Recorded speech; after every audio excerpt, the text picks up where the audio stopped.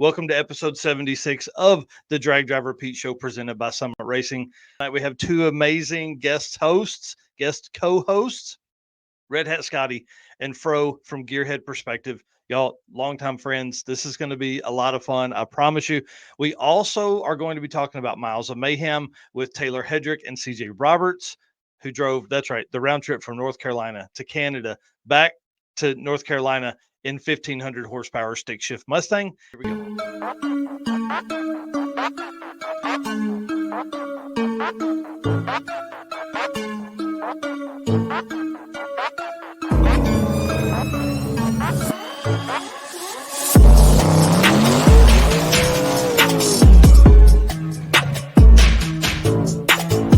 We're gonna pack things up and hit the road, try to make it the next day.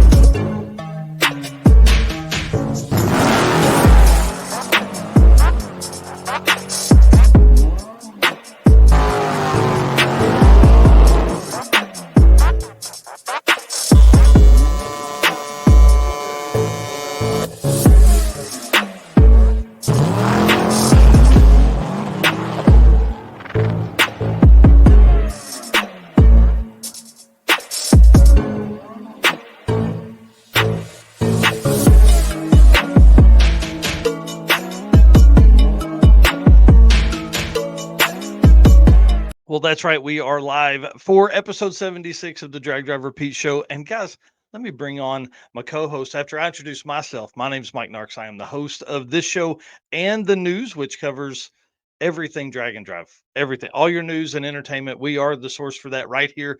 3 hours of weekly live streaming right here, just talking about Drag and Drive stuff. And one of my co-hosts tonight, Mr. Fro, also a host of Gearhead Perspective podcast, which also talks about not just drag and drive stuff, but dude, all kinds of stuff. You guys cover what you're building, what things kind of tickle your fancy. You guys go over some for sale ads. I mean, it's really a lot of fun over there. Introduce yourself, tell everybody what you got going on and what that car is in the back.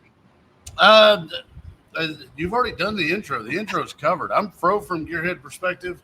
If you've ever watched our show, it's me and Doherty and Bo. Doherty's a drag and drive guy. Bo's a drag and drive guy. I cruise, and that's what's behind me is a 1965 Ford Fairlane.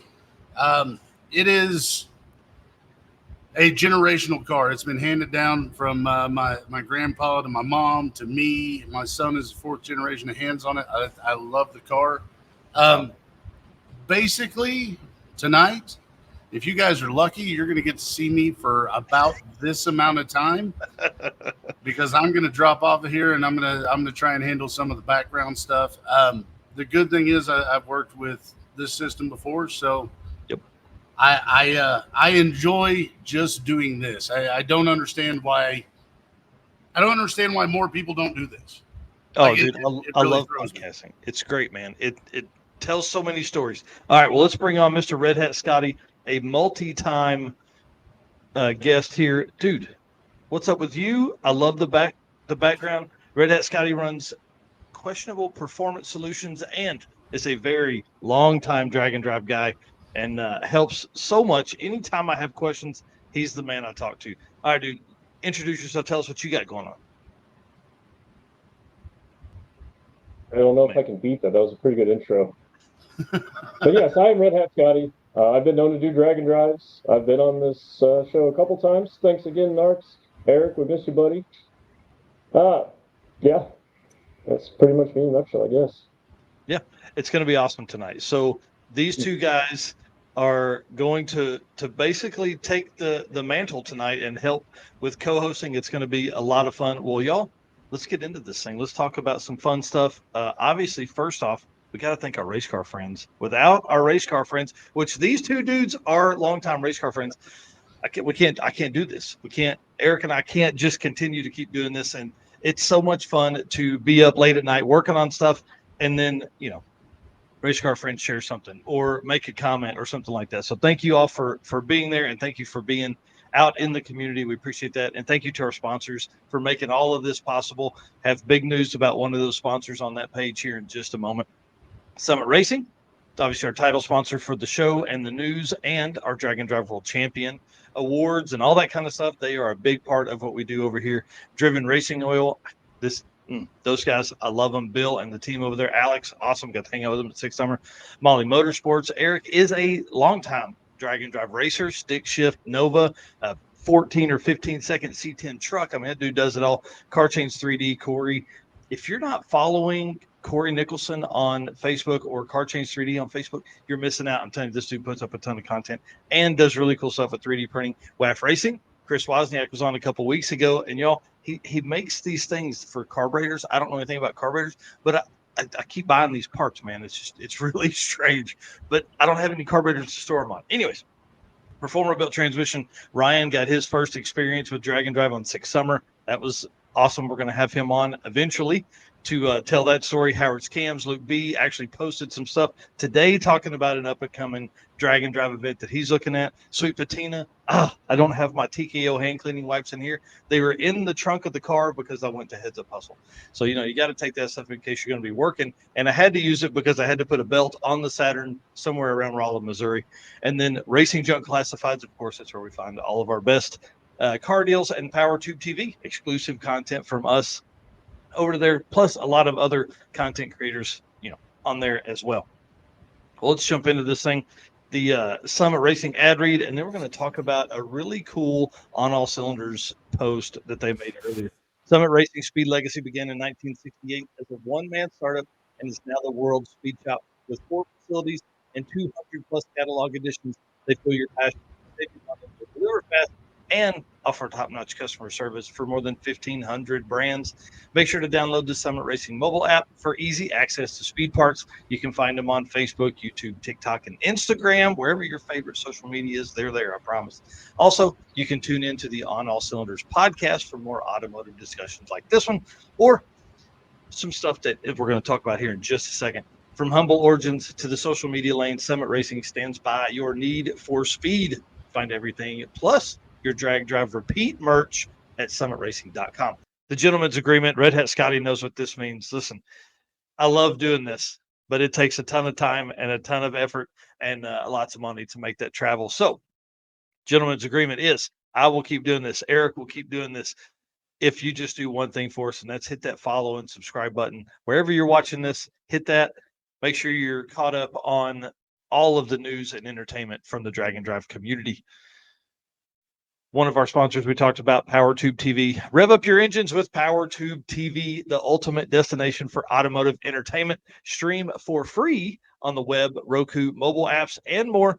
Catch replays of our shows and exclusive content from us, but from other top creators as well.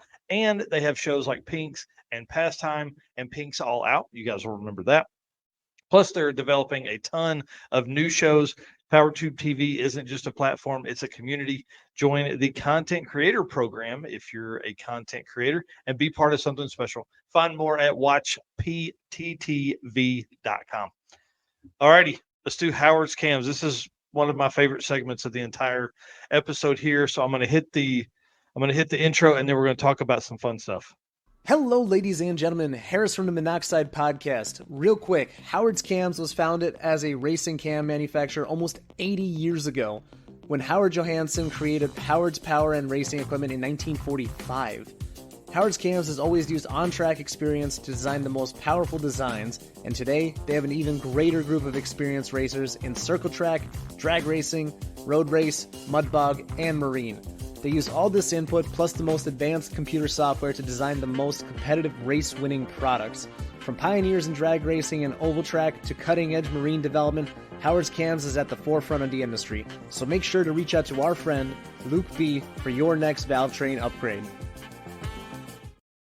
I want to say thanks to Harris at the Monoxide Podcast for doing that ad read for us. We appreciate that a whole lot. Let's talk about some fun stuff. Mr. Tom Bagley. Oh, no. You can't see that yet. So I forgot to put his photo in here. Yeah. Oops. That's what happens. Tom Bagley sent me his part 2 of the Rocky Mountain Race Week trip. If you missed part 1, it debuted last week, and tonight it's dropped probably just a few minutes ago, actually, on the website and Facebook. This is day one, his story of the piston swap at Tulsa, which Redhat Scotty knows a lot about, the Tulsa pits and engine swaps. Yeah, no, I did do that one time. Race Week 2.0 2020. Actually, pretty close to where Tom did his.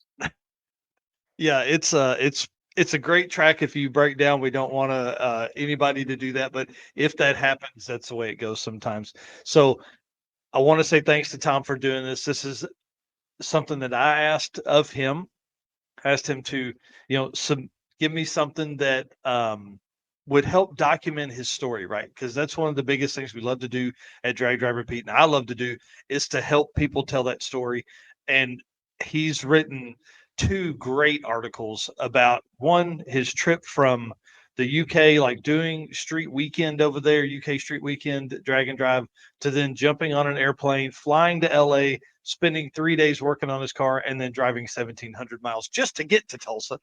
And then this article that's dropping now is his story of day one, what happened, why it broke, what he thinks happened, what he did to fix it, and all that kind of stuff, and how he fixed it with like a simple.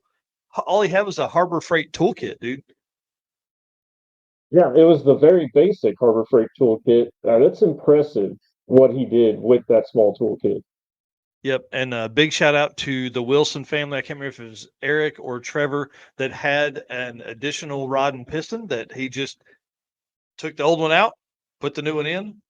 Only had to lift the engine a few inches. It's all in the story that he tells tonight. He's got some great photos that he provided for me too. So again, thank you so much to Tom for doing that. I really appreciate it. I can't wait for part 3. But he even says in his email to me, he said, "Man, after this, it was pretty smooth sailing, a regular drag and drive. I got some sleep. I made all the drives. I made passes each day. It's like it was pretty normal." So you had a good time with him. You got to visit with him, I'm sure, while we were all on that as well, right? Yeah, I hung out with Tom quite a bit throughout the week, since we went out with my car, and it was great catching up with Tom and checking out his car and just chit-chatting.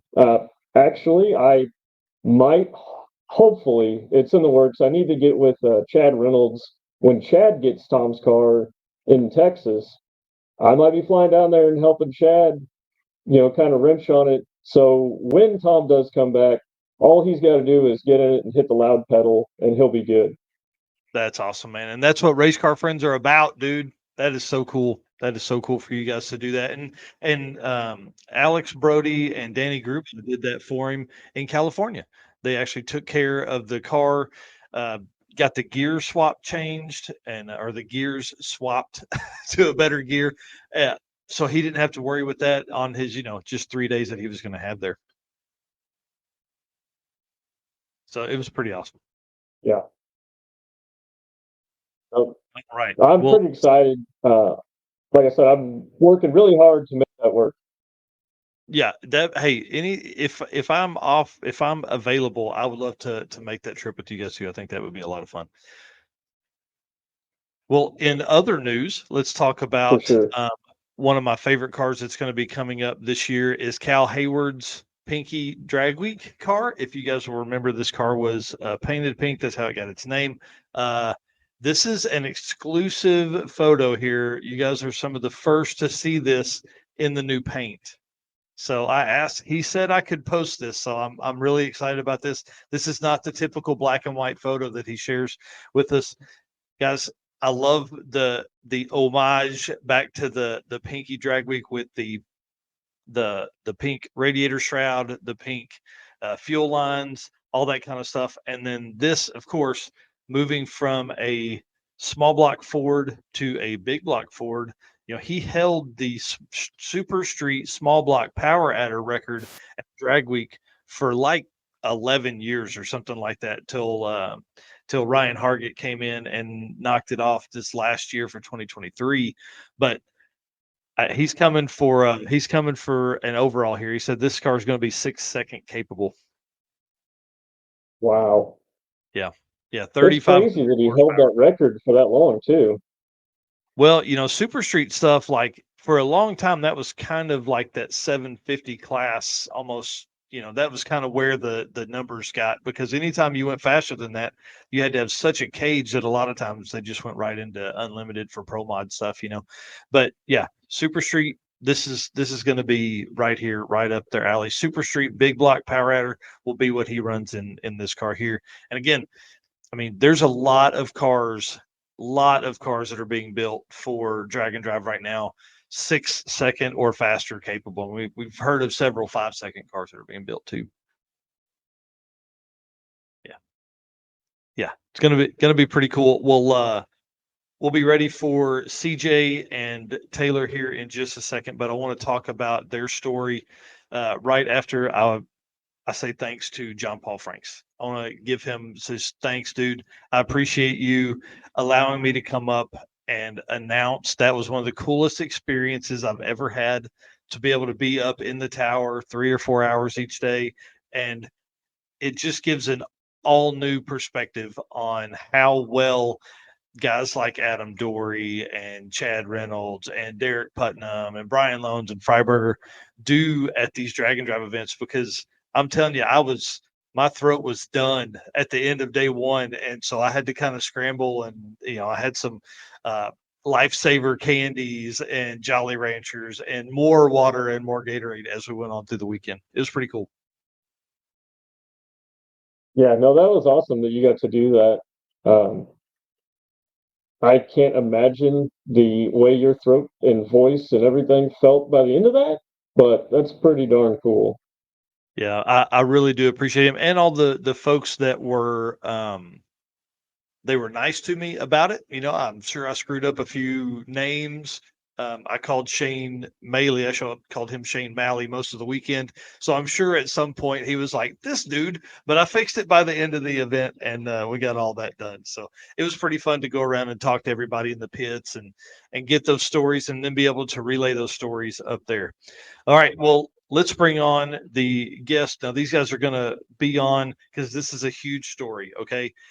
They drove Taylor's car. We're going to talk about horsepower and all that kind of stuff they did from North Carolina all the way to Saskatchewan, Canada, and back. So let's hear this story. I'm going to bring you guys on now. I'm going to bring CJ on now and Taylor on as well. Perfect. Gentlemen, how are you this evening? Good. Hope you are. Oh man, I'm awesome. It's gonna be I'm gonna love this story. So real quick, give us some background. Tell us who you are and the cars you drive, because CJ, people will know you from your car as well. So we want to hear what those cars are. All right. Hey, just want to make sure my microphone and everything's working well on here. Yep, we can hear you and see you great. Good deal. Yeah, my name is Taylor Hedrick. I drive a 2002 Mustang GT turbo car, 4.6 2-valve stick shift deal. And it's pretty basic setup. Oh, basic. What's that thing make? It's made 1148 on the dyno, but we've turned it up probably, I don't know, a good 5 pounds since then. So I'm going to guess 13, 14 maybe. I don't know. Jeez, dude, that's awesome. That's awesome. Mr. CJ Roberts, dude, tell us who you are and what you normally drive. I don't think I have a picture of it though. CJ Roberts. I got a '83 Mustang, as Taylor calls it, the Orange Fender Fox. Just a rod piston 6-liter Tick T56 ultimate drag deal. It's a pretty simple combo. Got a Black Magic adjustable clutch. It's been well in the eights for me, and then a 540 eighth mile, so it does all right. That's awesome, and shoots gigantic fireballs, dude. It's one of the most fun cars to watch that's out there. Well, let's talk about this trip, because you guys drove. I want to know how many miles total, and then how the heck this conversation even comes up. Yes, we drove 5,800 miles total, give or take. We don't have an odometer in the car. We don't have a gas gauge in the car. We just kind of went till the fuel pumps got loud and then pulled over or ran out, either way. But 5,800-ish total miles, and it was a blast, man. I knew CJ was going to do Midwest drags, and I wanted to do 66. and I wanted to do that or the Canada one, something with Rich Guido. Just wanted to do something with him because he's a really good buddy of ours. And it kind of just, I made a phone call and I was like, hey, man, what do you think about, driving this old pile of bolts to Canada? And he didn't, there was no talking him into it. There was nothing. It was just, yes, sir, I'm in. So that's how it happened. That's awesome. Well, CJ, let's talk about that conversation with you. Like, what goes into, you've been a pilot a bunch in this. You've raced the car and stuff. Was this your first time to co-pilot? No, was my third time. So I co-piloted with Anthony Harville on a Rocky Mountain Race Week 1.0 a few years back. And then this past drag week, I was a co-pilot for Steve Winningham in his Fox body stick shift deal. So this will be my third time, but by far the furthest and by far the longest in a Kirky. I can't even imagine the distance there. That man, 5,800 miles is a bunch. So walk us through getting there. Like how many miles was it there? And then we're going to talk about the whole story here in a second. Yeah, so it's kind of cool the way we did it. So he lives in Kentucky, of course, and I live in central North Carolina. And I just jumped in an airplane and flew and picked him up, brought him back home to North Carolina. And then I don't think he was ready for the amount of work we still had to do on my car. Let me back up. It was 3 weeks before that, he actually drove to my house and we put the motor together on my dinner table pretty much. And then the next morning we spent all day putting it together. All right. And then my responsibility was get it finished and he show up and we hit the road. Well, that didn't work out at all. So we spent, I don't know, was it 3 days, CJ, probably working on the car before we even left. We left a day late. And we finally left at around 5:30 or so in the morning. And it took 3 full days to get there and 3 10-hour, days. And then we could have spent the last night. We didn't have to, but we spent the night like 2 hours away from the track just to make it easier on us. And we couldn't find a hotel anyway. But wow, yeah, the trip there was I don't know. They were all rough. Every bit of it was rough. dude. Sorry. The route, you guys. How did that run you across the country? I guess because like, I want folks to understand. Like, you're on the east coast of this, but Saskatchewan is like next to British Columbia, which is it's mountain time. So it's north of like Denver, right? Yep. So it's pretty much the North Dakota-Montana line. You barely in Montana for 30 minutes, and you're straight north is Saskatoon. Jeez, man, that's a long way. So yeah, how did that route? What kind of stuff did you guys see along the way? Honestly, the whole trip we didn't get to see a whole lot. We saw a bunch of big old buffaloes.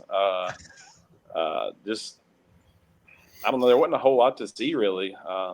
Flat land mostly. Yeah, a bunch of flat land, and it was 50 miles between any civilization. But we went all the way through Wisconsin and North Dakota. Go ahead. Did you guys switch off driving, or did you drive the entire time? Oh, Lord, no. I couldn't drive the whole time. If it wasn't for him, there was no way we'd do it. I'd say probably a 50-50 or a 60-40 split, something like that. Wow. That's pretty cool. A lot of times it's tough because there's really, a lot of times your seat, especially in a car that fast, is set to you. So are y'all close to the same height, same leg length? I mean, how does that work? Did you have to move the seat around? I had to use a moving blanket to pick me up and scoot me forward because Taylor, you're I'm 6'4", 7 inches taller than me. Yeah. That's so, Mike, awesome. if you look at those pictures I sent you, Mike, you'll see he called it the Kentucky pour-in version of a Kirky pour-in, but it's a blue moving blanket he put in there to lift them up and push them forward a little bit because of course the seats don't move. They're all bolted down, and that was his option to get forward and up towards the steering wheel. I'm sure it still wasn't great for him. Right. Let me get those pulled up. I have some others. I don't think I grabbed that one.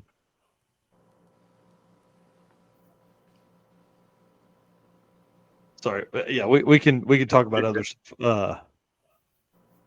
I can't believe so you flew in, you get the car ready. I don't see the seat picture maybe. Maybe I Uh, didn't do it. yeah, Thought I did. that's a good story though. Like to have to do that because Right. I would think that would even make it harder because now you're up and there's not like a regular backrest and you're not trying to do all that stuff. So what's the so we know it's a two valve in the car or was in the car. What's the what was the setup there? And I just got to ask because like you stick shift guys are crazy to me. Why stay stick shift? Is it just you like the abuse? For me, I really don't know why originally. I would say maybe because the car came like that. The car came a 4.6 two valve, and I just wanted to see how far I could push both things. And I don't know, 5, 6 years ago, I feel like I was, going decently fast, and now these guys are going, sixes in the quarter and whatnot. So it's a different world. But I feel like I was just trying to push the 4.6 two valve as far as I could. Because obviously I didn't give a crap about my wallet this entire time doing this. But just this, every time you go to a race, or for me at least, I go to a race and I'll watch the 420, 430 cars go by, and then as soon as I hear a two step, I'm watching those races. Those are the more exciting ones because not always is the fastest guy going to win, and a lot of times we've won stuff on paper we shouldn't even been in the conversation. Yeah. It's just a lot of fun to me. I mean, just like you said, listen to CJ's two step and watching fireballs. That's cool as crap. Agreed. Agreed. And Alpha Plumbing says because it keeps the skill in being a driver. I mean that's certainly true. That's certainly true. Having to row gears, I think that's pretty awesome. And then Bob Guido says, didn't think there was anything else but stick shift. Yeah, he got to ride in my car for a good little while. That's the first time I'd ever met him. He's a really good guy as well. It's Rich's brother. Oh yeah, yeah, he's awesome. And then Ed Holmberg says, I'd rather have fun than go a tenth or two quicker. I mean, I kind of agree with that a little bit. I'm usually an automatic guy just because it's easy for burnouts and ice cream and all that. Anybody can drive it. But the stick shift stuff is way more fun to drive if you're asking any hot rodder. That's right. So let's talk about events. How fast has that car been? Oh, there you go. Sorry. Do what? Scotty asked how fast that car's been. It's been in the 8th, 524 at 144, and then quarter at Midwest Drags, it went 802 at 177. Dude, in full drag and drive trim. Yeah, it's never been any. I mean, we've lifted ahead years ago and drained the coolant, but it's always been a street car. Every single pass is ever made. Wow, man, that's quick. That's quick. So you said you called him, but did you say how you guys met? We met at Street and Yeet, the inaugural year, I believe, the very first one they did. Just stick shift guys just happened to hang out, and it's kind of funny. So you've probably seen me tag him, CJ Kentucky Roberts, and when we met, he had a friend, and I just forgot his name all of a sudden, but he was from Tennessee, and so I couldn't remember which was which. So I just called one Kentucky and one Tennessee, and for the past, I don't know, was that year and a half, it's just kind of stuck. And that's just what we've been calling him. So yeah, that's awesome. We hit it off really good, and we've been I'd say we've been really good friends ever since that first day. So yep. And then so in the 6 months from the phone call to leaving, you said CJ came by the house for a couple of days, helped get the engine back together, or back together, and then you end up putting it in. And then how many days early did he come? Did he fly in? What was it, Sunday? Sunday evening, yep. And I think we left Thursday morning. Mm-hmm. Wow. Yeah, when I say getting the car ready, we switched the TBM brakes in the rear. We put the different transmission in. Lord, we did a lot of stuff. Got the trailer ready, built some shelves in the trailer, just just a whole lot of stuff. It probably could have been condensed into a lot less, but we kind of goofed off too, and it was hot as crap. Yeah, I mean, you gotta pick your times to work on stuff when it's really hot like that. Right. Especially if you're going to be in the car that long together. That's right. So this is off topic, but who ran the radio, or was there a radio? We sang to each other in the rugged radios. He's not wrong. That's No, awesome. so the car doesn't have a radio. We have rugged radios, and we plugged it up for just a little while, and it just got annoying. So we just honestly, randomly, we just blurred out random song stuff to each other. I mean, there was, I don't know, that's exactly what we did the whole entire time. That's cool. Sorry, trying to make some notes here for articles later. That's a good one. Singing to each other. Was there a go-to song? That's the real question. There was, but I'll tell you this. It was I believe a Sexy Red was the person's name. One of her lyrics. That's about as far as we'll go with that. Oh my gosh, that's awesome. Wow. So, did you take the same route up as you came back home? No, sir, we didn't. I went and dropped him off on the way home. So I guess it would be, I don't know, Indianapolis down was different, but and actually the different border crossing was different as well. We went through north of Plentywood on the way in there, and that was a 5-10 minute border crossing. Where coming home, I forgot where we went through now. Do you remember, CJ? North Portal. Yeah, North Portal. Yep, you're right.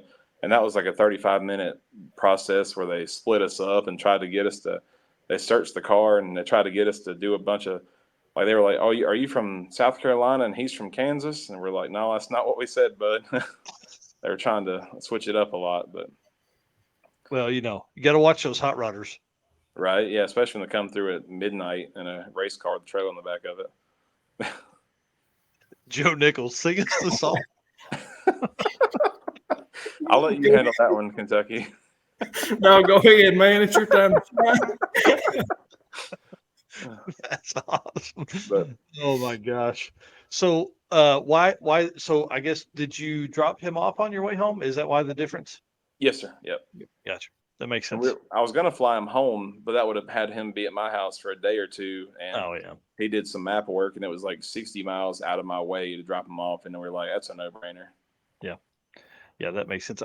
The logistics behind a trip like that is pretty impressive when you start looking at even just in a tow truck pulling a hot rod. But now you're starting to figure out like how many miles will your car go on a tank? That's a question. But then also, how do you figure out where to stop? How much fuel did you take? All that.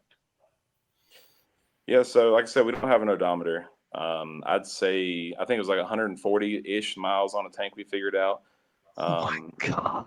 And when I say the fuel pumps get loud or the car cuts off, that's pretty much how we knew we were out of gas. So we had a 30-gallon tank on the top of the trailer.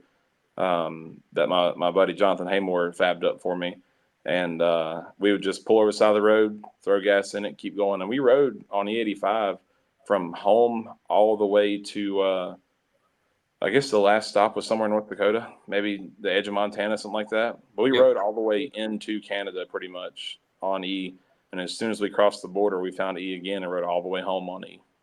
Wow. So let me explain this to folks. That's 41 fuel stops for that trip. Wow, That's pretty awesome. You guys probably had that down to a science pretty quick.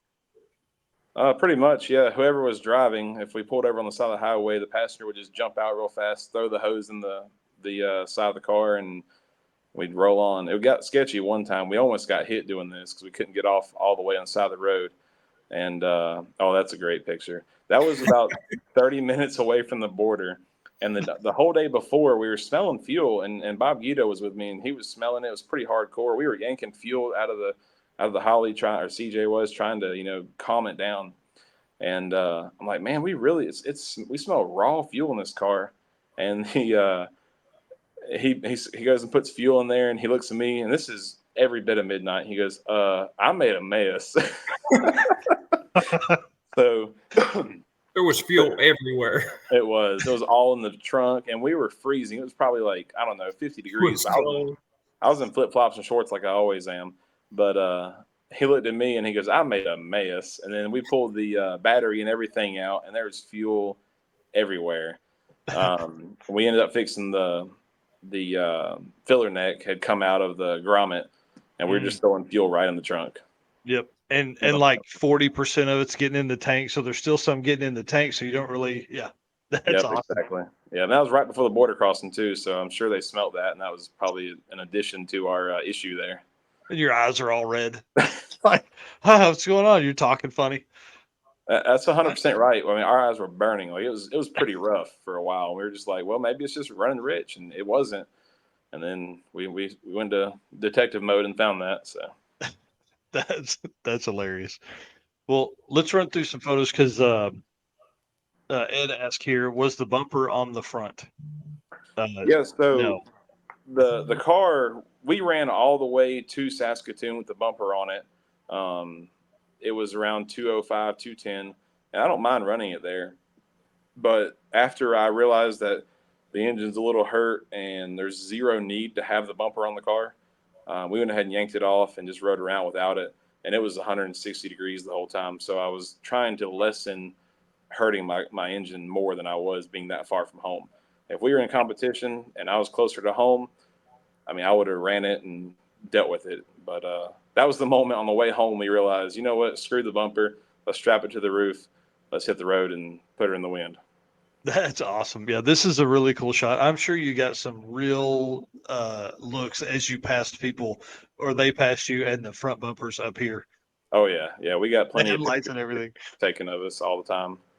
Yeah, it would be fun. I guarantee you, there's some local bad driver Facebook groups in some cities there that have photos of this car up there with the front end all off and everything.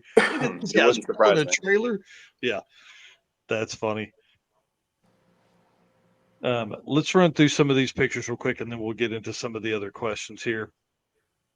One of the ones that popped up to me is this one. What the heck is this about, dude? Like, you want to take the lead on this one, CJ? So, I don't remember. Was that Saskatoon? The last day it was, yeah. Yeah, Thursday night, yeah. So we needed a hotel. Taylor's like, "Ooh, I got us one. Looks like a nice place."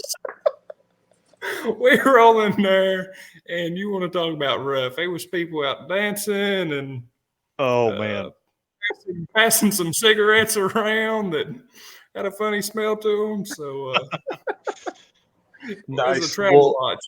And if so, I got long hair, and if I don't have conditioner, I get a little cranky. But if I walk in and a hotel don't have the 3 large size bottles of shampoo and conditioner and body wash, it's a red flag. you walk back out. Hey, listen, where's my nice stuff? I'm surprised you don't carry your own products around with you. That's what I told him. Yeah, I like to stay in the little nicer joints than the old travel lodge that has to post these types of alerts out. Yeah.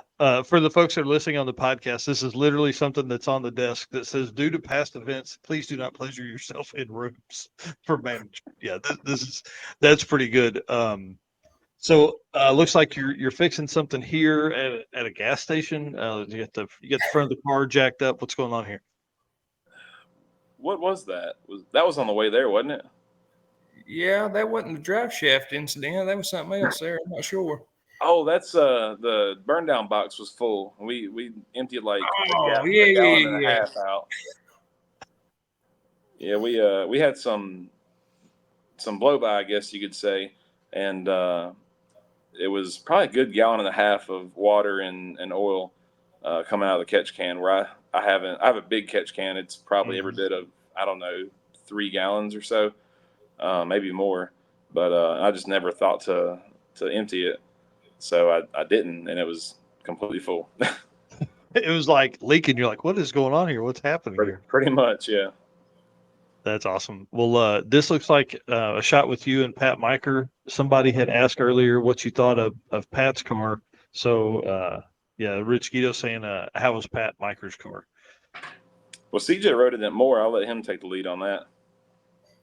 Man, that thing is wild. Watching him drive the Lenco and the way he shifts that thing, he's got that thing down to a science. Leg room on the passenger side, 0. You got an MSD box right in your lap.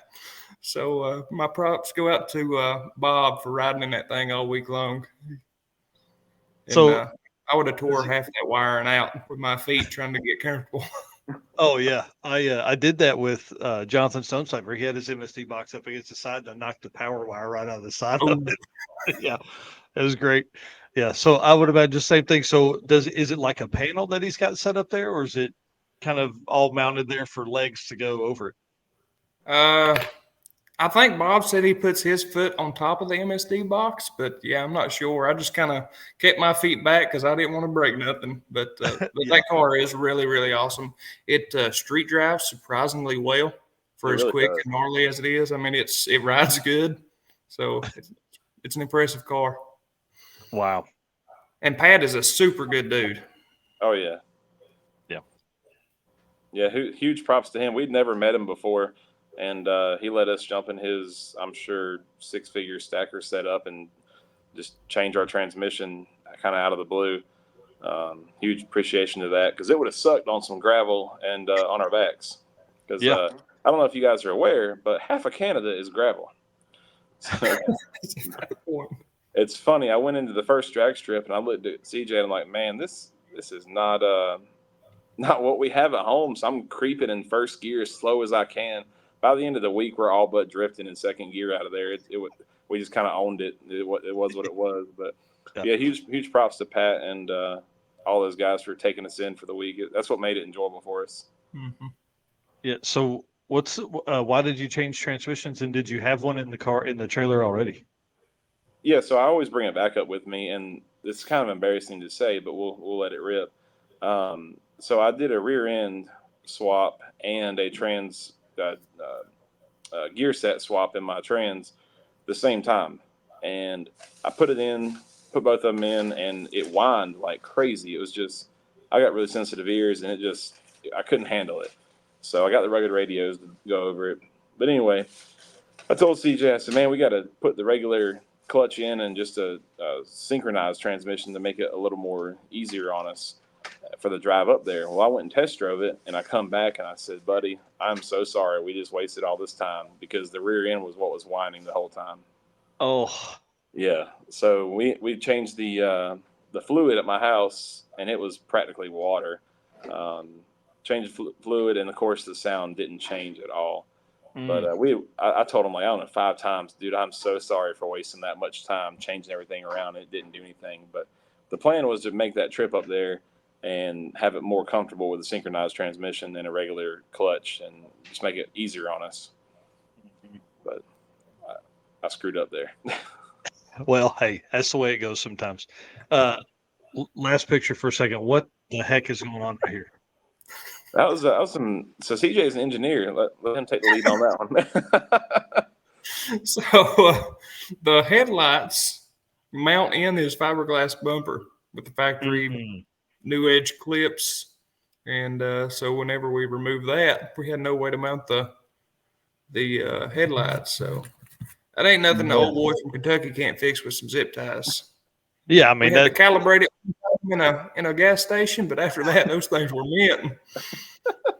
A little more. You pull up to the building, you're like setting it with a click, click, click, click. Yeah, we kind of were. We just pulled it down the zip tie a little tighter to calibrate it, right? Yeah. That's awesome. That's awesome. So, how many hours a day were you guys driving to get there and then to get home? To get back, all of them up there. Up there, we took our time.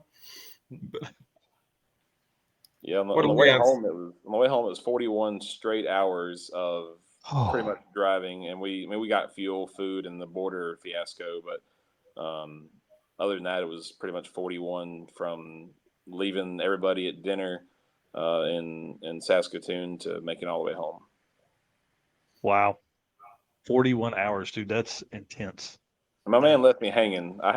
He had 36 hours. I did the last 5 by myself, and the whole time I'm like, trying to stay awake the whole time. It was rough. No, I guarantee it. All right, So so from we the got home, you guys talking about going there and back. How'd the week go? Lord, it started off awful. We made a hit, and it was a 640 pass, and we spun. And when Rich told me to bring a set of slicks, I should have listened, first of all. But I'm like, man, my car don't really spin much. I got this. I was wrong. But I made a call to a buddy of mine, Josh Davis and Scott from Drag Week, and got some suspension settings. And the car dead hooked the second time. But when it dead hooked, also, it ended up burning the plug, and we're down on compression after that. So we just decided that moment either to go home or just go hang out with the guys all week. And that's kind of why it turned into a vacation in a very inconvenient car. Yeah. For So sure. what was your plan after that? There was something in the post that you put that I want you to say out loud. I don't want to say it for you. What was the plan after that for the week? So with my car, we either on Dragon Drives, we either win one or we DNF them. So I was like, I've got to win something. So my goal at that point was to be dead last in 6 shift. I'm out of competition beyond many seconds at this point. I think day one we were sitting fifth with that 640, and like I said, the car has been 520.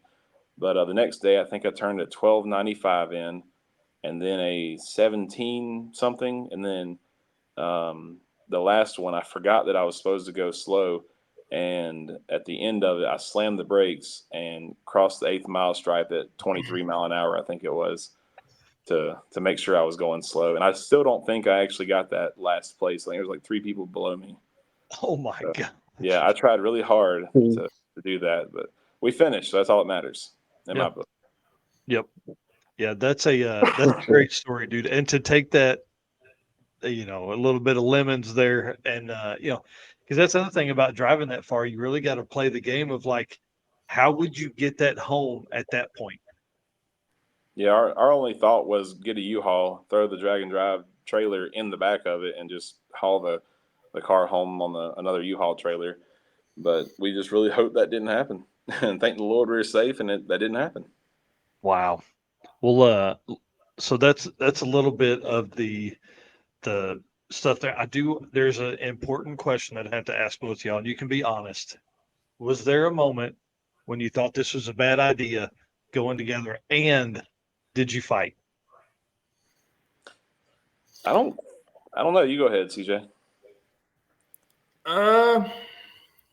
maybe during the way or on our way back, I was thinking, man, my butt is killing me. Why did we do this? The way back is always the worst because on the way up there, you're just excited. During the week flies. And then when you're traveling back, it's like, man, I got to go back to work and all these thoughts. So, but as far as fighting, I mean, I'm sure I got on his nerves, but I had a blast. He never got on my nerves, and I never got upset that I can remember, other than when I didn't have any air conditioner to go in my hair, and that's about it. That's awesome. Route stop up there. I didn't hear him. What was like your favorite route stop up in Canada up there? I'd say probably that hotel. I think you got a picture of it. Not the Travel Lodge. No, not that one. No, not the Travel Lodge. There was I think it's Rose Deer, Rose something hotel. We didn't stay there very long, but it was that was a cool spot there too. But the hotel is actually a couple of those pictures are from that area. Maybe I didn't send you the right one. I'm sorry. I think I sent you 2 separate things, Mike, on there. Oh yeah, hang on. I only had the first one opened up last time. I don't. My phone's full of memories, so it's not acting right now. But the Rose Deer Hotel was pretty cool, even though we didn't stay there very long. But it had like 11 bridges. It was a kind of a backwoodsy area. I think they call it the Badlands. It was like we're on the valley in the middle and pretty mountainous on each side of us. It was really cool. But I don't see that one. But let me do this. We've got about another 15 minutes here. I want to run through these that you sent, and I know there's some of these that'll be some that people have already seen, but there's some good stuff in here. Almost there. Hang on. Dylan Merkel, is that his name? Anyways, his shop was awesome. He had a little bit of everything, and everything was unique there. Plus, super good dude, and they had all dressed chips for us. So, they had what? It's called all dressed. Yeah, so Canada's got a couple things that we don't have as far as chips. They got ketchup chips, and they got all dressed or all seasoned chips, and we were into those. I think we killed like 4 or 5 bags the whole time we were there. All dressed chips. I thought that was some kind of like poker chip or something. I was like, what are you talking about? So it looks like obviously you got to meet up with Rich Guido here. That's this picture here. Yeah, that was dinner right before we left as we're getting in the car to leave. So we left at, I don't know, it's probably 7:30 at night, and we made it right there 4 hours later. And then, this one here, this we talked about earlier. This is a good shot. And then leaving the USA, how did this feel? What was the feeling as you pulled up to the border in your hot rod and you're like, we're fixing to not be home? For me, being in my own vehicle, I was pretty nervous because, I've never went across the border in a car before. We were preparing 30 minutes out. You got your passport, got your license ready, got our story straight. I mean, we're not doing anything wrong, but we just want to make sure we're legit, so to speak. But it was probably no big deal to him being in somebody else's car. Like, oh well, the car gets taken. Oh well. Yeah, if it's impounded, I guess we'll rent one. Right. It wouldn't have been nearly as much fun. Yep. This looks dangerous. Oh, that was stupid as all get out. Middle of West Virginia somewhere. Yeah, so that's 3 hours into our drive. We're already in this from home. Like we just left the house and it's just sun coming up. 3 hours into the drive, and he's all but got his head out the window looking. And we're every 30 seconds we got a towel in the window. I mean, it was a rough hour and change. Oh, I guarantee you. Yeah, that's intense there. And then what's this here? That's that same the border crossing there. That's very similar to the area where the Leaving USA picture was taken. That's cool. The guys going into Canada were really cool with us, and they let us get out and take a picture of the car and whatnot. So it was pretty neat. But coming back was a different story. Now, were they Canadian? That I guess you were, yeah. And then you were coming back, and was the U.S. guys tough, or was the leaving Canada guys tough? No, leaving Canada was gravy. I bet it was 7 minutes that we waited, maybe. And the guy actually looked up the event we were going to as well, to kind of make sure our story was right. But did he say, "Do you know Rich Guido?" It's funny you say that because I told him that's how he goes. How do you know about this event in Canada? And I said, my friend Rich Guido told me about it. And he was like, how do you know him? I was like, well, I met him at Sick Week and I do social media and yada yada. And well, how do you know this? How do you know that? And I'm like, man, this is a little much. Wow, interesting. So this picture is one of my favorites. Probably my favorite picture. I think CJ took this one. Of the whole week. So Rich's dad, I believe, is 81 or 2. I think he's going to be 82 soon. And every single pass Rich made, he was sitting there right there the whole time, rooting for his boy. It was just the coolest. I don't know. This is the coolest thing ever. Yeah. Yeah, that's pretty awesome. The father-son combo there is pretty cool. Yep, 100%. If you ever get a chance to talk to him, Mike is just an awesome guy. Yeah, he really. His laugh is so contagious. It's awesome. Yeah, he's one of the best dudes you'll ever meet, and is truly having a blast all the time. Always smiling 24/7. Yep. Well, if I keep going this slow, we're gonna run out of time. So I'm gonna move through these a little bit. Give us some quick recap here. What the heck happened here? Got home and was weirdly motivated after all this, and said it's time to get rid of the 2 valve. So I completely yanked it out in about, I don't know, 5 or 6 hours, and all the wiring, and now it's all gone, or gonna be gone, I should say. Right. How long till we find out what the next setup is? Well, I already posted about it. It's a big block Chevrolet K-Swap 2JZ LS Coyote. Yeah, that's awesome. It's a big block Chevrolet Coyote heads and 2JZ cams. Cool. Yep, there you go. I'll do it soon. I'll do it very soon, probably. Perfect. And people can find that obviously on yours or the Hedrick 03 YouTube channel, probably. Yes, sir. Yep. Sweet. And then the Miles of Mayhem banner on the windshield, bro. I feel like that's a badge of honor for this car. Is this when you got home, or is this? I guess this is when you got home or close to. This is my house here. I actually bought another sticker to put on my trailer because those stickers always come off the windshield. But I'll be quick. I got home. I took an hour nap. Took my wife to dinner for her birthday. Came back and slept 16 straight hours after that. Yeah, CJ, what about you? You been to sleep yet? After he dropped me off, from the time he dropped me off to the time I walked into work Monday, I was asleep for 4 hours, or awake for 4 hours. Yeah. So I slept the entire day Sunday and Sunday night. That's awesome. We talked about this photo, dude. How gross is that? That's awful, and it was every day a whole new batch of bugs. Like it was pretty rough. Ugh, that's nasty. And then we talked about this one a minute ago with it being on the roof. That's the best story I think coming out of the week. And then what's going on right here? You guys getting some shade there? Hiding from the wind. That place was crazy. Well, there's nothing in the background. I mean, you can see that. I didn't know if that was maybe Taylor there with his socks and sandals on. No, that's Rich's dad, and I just thought it was cool to. They were talking the whole time, and I just snuck a quick picture. I thought it was cool to have Rich's dad and CJ there talking. That's pretty cool. I thought that was an arm when we were going through that while ago, dude. That's your leg. Yeah, man. Big boy's limber, ain't he? Yeah, that's pretty impressive right there for sure. Wow. Until I got a cramp and had to bring it back down. But so you have a 750 cage in that car, right? I do. Yep. Right to the left of that picture is the funny car hoop bar. Yeah, I would imagine that'd be pretty tough. This is one of my favorites that you've posted or sent here because just the scenery that's there is pretty cool, man. That's a great backdrop and just looks awesome with the front end off the car. Yeah, that was near that hotel I was talking about. That was the same road we were on for the hotel, so it was a really neat scenic route there. It was like that for, I don't know, 30 plus minutes. Oh, wow. That's awesome. We talked about the Pat Miker photo a minute ago. Oh, you guys both look really happy here. What the heck's going on? Where was that? Is that Indiana or something like that, CJ? No, I can't remember if that was North Dakota. That's where all that big water park and stuff was. Oh, Wisconsin, the Wisconsin Dells. Yeah, you're right. Yeah.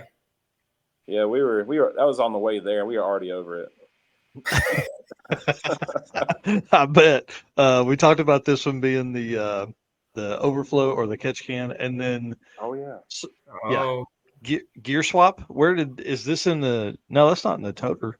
No, that's Jeremy Howell's shop. We happened to give him a call and just asked him if he had a gear. We didn't even ask at that time really to use his shop, and he got us a gear out of his car. It was already out of his car, but he gave us access to every single thing there. Excuse me, had oil. I mean, everything we could ask for. We're grateful for that opportunity to switch the gear. Cool. And he owns Fat House Fabrications, right? That's correct. Yes, sir. Yeah, he's got the blue flat fox body. Oh yeah, that car is probably some yellow on that car now, but. Yeah. So we're trying to set the pattern. We're already wore out. We're trying to set the pattern on it, and we ended up putting the pattern yellow paint everywhere. I mean, the trash can was completely yellow. It was a time. It was bad. Wow. So this is on the way there. So you guys literally leave, and then you're changing gears in the shop. That's crazy. Yeah, that goes back to that mess up of me and my transmission deal, and we just kind of couldn't take it no more, and decided to give Jeremy a call, and he was gracious enough to have us. Wow, that's until midnight as well. We were there till midnight as place. Wow. Well, that's the last photo in that I think batch of stuff that you sent. Okay. Pretty cool, man.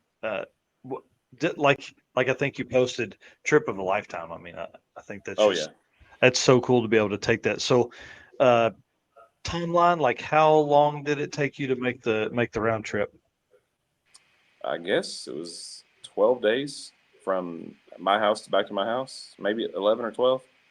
Wow, dude, that's a long time. Wow. And we drove through after we left Jeremy's house. We ended up driving through the night. It was already midnight. There's no point in even stopping at that point. So, yeah, we just kept driving through the night there. Right. It would have been probably 2 extra days if we would have got a couple more hotels when we probably should have. But we definitely didn't do the smart thing there. We just kept driving. Pulled over to off ramp one time, took a 30-minute power nap, and kept on going. Yeah, that's probably one of the hardest parts. What the heck? What? Hey, I'm here. Hang on. Nope. Hey. There we go. Oh, Sorry. there we go. Oh, we're touching stuff. What are you doing? You're getting rid of us already. I think he's preparing for if I'm getting alerts on my side about my internet, so I'm nervous I'm going to drop off. So I'm like, man, pay close attention. I have full faith in Redhat Scotty though. Well, what haven't we asked about, and what should we as we wind down the show here? Are you guys planning on going back and trying again for redemption? I don't know when it will happen, but I plan to, and I'd love to have all my buddies bring all their cars. I mean, I'd love for CJ to bring his car instead of being my co-pilot. I'd love having him.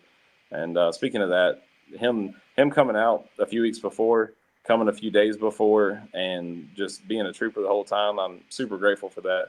And it was awesome just to have a good friend, somebody who roots for me just like I root for him, and we're not in competition with each other and that kind of thing. And it was just a really cool experience just to have a good friend with you the whole entire time, and I appreciate that, CJ. Appreciate it, man. It was a ball. I bet. Well, y'all, I want to say thanks for being here. Thank you for spending time with us tonight. This is again probably one of my favorite stories of the year. Just the trip. You know, Rich Guido is an inspiration to a lot of folks to just literally get in their car and drive it. You don't have to have a truck and trailer to get to all these events. And, you know, it's really a good way to shake down something. I mean, yeah. You had a lot of time to run the shakedown there. 100%. Yeah, my buddy Rye calls me No Test Taylor, and I guess driving to the Dragon Drive is my test time. Yeah, right. That's 100% true. Well, all right, guys, stay here with me. I'd like to talk just real quick backstage about some stuff we have coming up, and let me and Scotty close this thing down. Yes, sir. Thanks, guys. Scotty, have you had fun tonight, dude? I feel like I've kind of ran away with it, and I apologize. That's the way I do Eric too. So I appreciate you being here.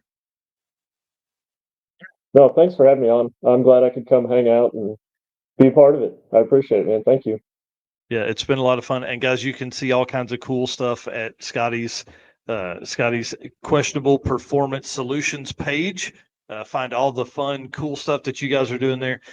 Real quick, just like a 1-minute recap of what you guys are doing in the shop right now. Currently, we're in between getting my car ready for 2.0, and then we've been working on the dude's Grandpa Buick Fairmont. We just got it back together, and we took it out for a successful test drive just the other night. So we're pretty excited about that. That's awesome.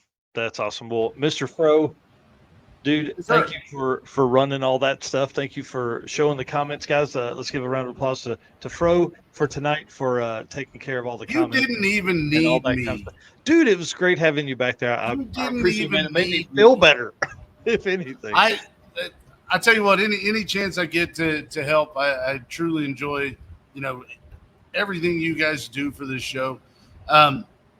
If nobody's ever done this before, if nobody's ever seen how this is done, There's so much that goes into it behind the scenes that you have no idea about. And honestly, Narcs had all of this put together before we even started the show.